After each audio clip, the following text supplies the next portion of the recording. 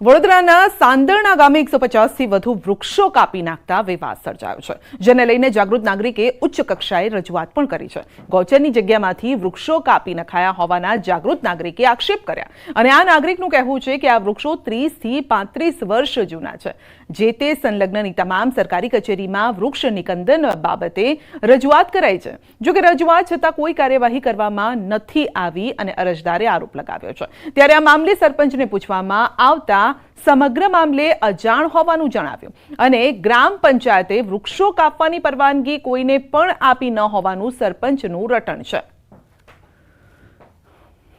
અમારા ગામની ગોચરની જમીન જે સરકારશ્રીની માલિકીની છે, જે છેલ્લા 1 માસના સમયગાળા દરમિયાન 10મા મહિનામાં આશરે સરકારની નાયબ કલેક્ટરની મંજૂરી સિવાય 150 થી વધારે વૃક્ષો કપાઈ ગયા છે। 25 થી 30 ટેમ્પા જેટલા માલ ભરાઈ ગયો છે। એમાં ઝાડ આવે છે દેશી બાવળ, દેશી લીમડા, દેશી સમળા, કુકરેજ, આ રીતના બધા વૃક્ષોનું બોડાના અને ગ્રામ પંચાયતના સરપંચને બધા મળી અને વગર પરમિશને કટિંગ થયેલ છે। એ બાબતે તો જો મને કોઈ જાણ છે નહીં। હા, 1.5 વર્ષ પહેલાં એ લોકોએ પરમિશન માંગી હતી, પણ પંચાયતમાંથી પરમિશન આપી નથી ઝાડ કાપવાની અને એના એક પણ પૈસા અમારી પંચાયતમાં અમે જમા દીધા નથી। તો જે આ ઝાડ કપાયા છે એ બાબતે તમને ખ્યાલ કરો કે કોને કાપ્યા, શું? ના, એ પણ કોઈ જ અમને ખ્યાલ નથી અને અમને કોઈ જાણ નથી કે કોને કાપ્યા છે અને ક્યારે કાપ્યા છે। રાજકોટમાં વિદેશ પ્રકારની ડિઝાઇન સાથેનો આધુનિક વોકળો બનશે અને શહેરના સર્વેશ્વર ચોકના યાજ્ઞિક રોડ પર વોકળો બનાવવા માટે ખાતમુહૂર્ત કરાયું છે। આ વોકળાની કામગીરી આગામી સમયમાં શરૂ કરાશે। સર્વેશ્વર ચોક ખાતે 110 મીટર લંબાઈ અને 9 મીટર પહોળાઈ ધરાવતા વોકળાનું કામ આગામી સમયમાં શરૂ કરાશે। રૂપિયા 4.91 કરોડના ખર્ચે વોકળાનું કામ એજન્સીને સોંપાયું છે। મહાનગરપાલિકાના સ્ટેન્ડિંગ કમિટી ચેરમેને કહ્યું છે કે વોકળાની 1 વર્ષની કામગીરી 6 માસમાં પૂર્ણ કરાશે। મહત્વનું છે કે વર્ષ 2023માં આ વોકળાનું સ્લેબ તૂટી પડતા એક મહિલાનું મોત થયું હતું અને 15 લોકોને ઈજા થઈ હતી અને હવે નવો વોકળો બનાવવાથી લોકોએ ખુશી વ્યક્ત કરી છે। આખો પ્રોજેક્ટ માટે કન્સલ્ટન્ટની નિમણૂક કરવામાં આવી હતી। કુલ ખર્ચ 4.91 કરોડનો ખર્ચ છે। આખો આધુનિક વોકળો અમે બનાવવા જઈ રહ્યા છીએ। આવનારા 50 વર્ષ સુધી કાંઈ મુશ્કેલી ન પડે। આ 1 વર્ષનો પ્રોજેક્ટ છે, પણ 6 મહિનામાં હાલમાં જ અધિકારીઓને મેં સૂચના આપી છે, એજન્સીને સૂચના આપી છે કે 6 મહિનાની અંદર આ પ્રોજેક્ટ પૂરો કરો, જેથી કરીને વેપારીઓને મુશ્કેલી ન પડે। રાજ્યના શિક્ષણ મંત્રી પ્રફુલ્લ પાનસેરિયાએ માનવતા મહેકાવી છે।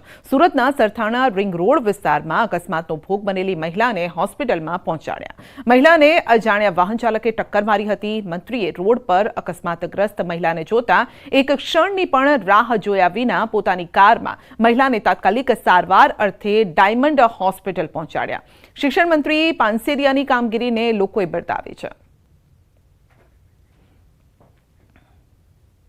સોમનાથ કાર્તિકી પૂર્ણિમા મેળા 2024ના બીજા દિવસે લાખોની સંખ્યામાં લોકોએ મેળાની મજા માણી છે। લગભગ 2 લાખથી વધુ લોકોએ મેળાની મુલાકાત લીધી હતી। બાળકોની રાઇડ્સ, ભજીયા, ખાણીપીણીનું માર્કેટ, હસ્તકલા હાટ તમામ હજારોની સંખ્યામાં અહીં જોવા પણ મળ્યું અને લોકોની અહીંયા કતાર લાગી। મોટી સંખ્યામાં લોકો આવતા વેપારીઓમાં પણ આનંદ છે। મેળાના પ્રથમ રાત્રિએ જ 1 લાખથી વધુ સહેલાણીઓએ સમુદ્ર ઘોઘવાટા મારી રહ્યો હતો અને તે સમયે તેઓએ મુલાકાત પણ લીધી હતી। તો મેળાના બીજા દિવસે વિક્રમજનક 2 લાખથી વડોદરાના કરજણમાં અવાવરૂ કૂવામાં પડેલા શ્વાનના 3 બચ્ચાનું રેસ્ક્યુ। ફાયર જવાને કૂવામાં ઉતરી બચ્ચાને સુરક્ષિત બહાર કાઢ્યા। કરજણ ફાયર વિભાગની સરાહનીય કામગીરીને લોકોએ બિરદાવી। ઉત્તર પ્રદેશના અમરોહામાં મહાકાય અજગરથી હડકંપ મચ્યો। આંબાના ઝાડ પર વિશાળ અજગર દેખાતા લોકોના ટોળે ટોળા ઉમટ્યા। વન વિભાગની ટીમે અજગરનું રેસ્ક્યુ હાથ ધરતા લોકોએ રાહતનો શ્વાસ લીધો। ઉત્તર પ્રદેશના પીલીભીતમાં વાઘનો આતંક। રહેણાંક વિસ્તારોમાં વાઘના આટાફેરા દેખાતા લોકોમાં ભયનો માહોલ છવાયો। ખેતરમાં બેસેલા વાઘનો વિડીયો થયો વાયરલ। વન વિભાગની ટીમે વાઘને પાંજરે પૂરવા તજવીજ હાથ ધરી। હરિયાણામાં પ્રદૂષણાંક 300 ની પાર પહોંચ્યો। અનેક વિસ્તારોમાં ધુમ્મસની ચાદર છવાઈ। વિઝિબિલિટી ઘટતા વાહન ચાલકોની રાહદારીઓને હાલાકી। પરાળી સળગાવવાની ઘટનામાં વધારો થતાં પ્રદૂષણ વધ્યું। હિમાચલ પ્રદેશમાં ઠંડીનો પગ પેસારો। અનેક વિસ્તારોમાં ગાઢ ધુમ્મસની ચાદર છવાઈ। વિઝિબિલિટીમાં ઘટાડો થતાં વાહન ચાલકો અને રાહદારીઓને હાલાકી। પારો ગગડતા લોકોને હાલાકી. રાજસ્થાનના કોટામાં કારમાં લાગી વિકરાળ આગ. અચાનક કારમાં આગ લાગતા ધુમાડાના ગોટે ગોટા ઉડ્યા. સદનસીબે કાર ચાલકનો બચાવ. ફાયર ફાઇટરે આગ પર કાબુ મેળવ્યો. ઘટનાનો વિડીયો સોશિયલ મીડિયામાં વાયરલ. ચાલતી ટ્રેનમાં મુસાફરને સાપે કરડતા કોચમાં મચી અફરાતફરી. ઝાંસીથી દિલ્હી જતી ટ્રેનના જનરલ કોચમાં મુસાફરને કરડ્યો સાપ. ટ્રેનને ગ્વાલિયર સ્ટેશને રોકી પેસેન્જરને સારવાર માટે હોસ્પિટલ ખસેડાયો. રાજસ્થાનના ભરતપુરમાં વિમલકુંડ તીર્થ 1.25 લાખ દીવડાઓથી ઝળહળી ઉઠ્યું. દીપદાન મહોત્સવમાં કુંડને દીવડાઓ અને લાઇટોથી શણગારાયું. દેશ વિદેશના શ્રદ્ધાળુઓએ મોટી સંખ્યામાં દીપદાન મહોત્સવમાં ભાગ લઈ ભગવાન કૃષ્ણની પૂજા અર્ચના કરી. અમદાવાદની ખ્યાતિ હોસ્પિટલ કાંડ બાદ 17 દર્દીને ડિસ્ચાર્જ કરાયા. ગઈકાલ રાત્રે જ તમામ દર્દીઓને ડિસ્ચાર્જ કરાયા. હોસ્પિટલમાં હાલ એક પણ દર્દી નહીં. 2 દર્દીના મોત મામલે તપાસ યથાવત. બંને મૃતકોના પીએમ રિપોર્ટ બાદ ખબર પડશે મોતનું સાચું કારણ.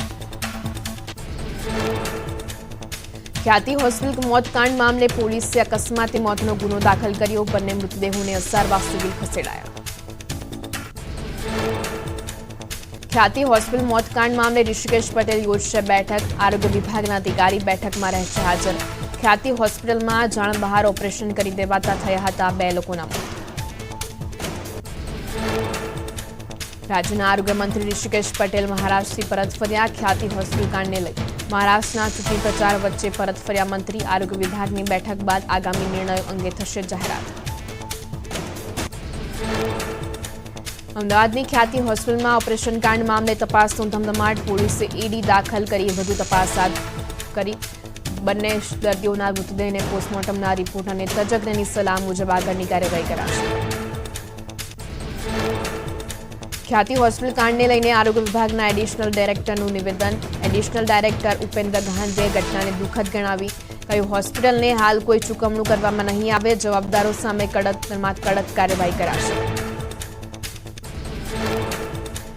ખ્યાતિ હોસ્પિટલના મેડિકલ ડાયરેક્ટરે આપ્યું નિવેદન. ડોક્ટર રાજેન્દ્રએ મૃતક દર્દીઓના પરિવાર સાથે સંવેદના વ્યક્ત કરી. સમાજ માટે કેમ્પ કરતા હોવાનું જણાવ્યું. પોલીસ તપાસમાં પણ સહયોગ આપવા ખાતરી આપી. ખ્યાતિ હોસ્પિટલમાં બનેલી ઘટના અંગે કોંગ્રેસ નેતા અમિત ચાવડાના સરકાર પર પ્રહાર. સરકાર અને મેડિકલ માફિયાની મિલીભગતના લગાવ્યા આરોપ. ઘટનામાં હોસ્પિટલના જવાબદાર સંચાલકો સામે કાર્યવાહીની માંગ સાથે મૃતકોના પરિવારજનોને વળતર ચૂકવવા માંગ કરી.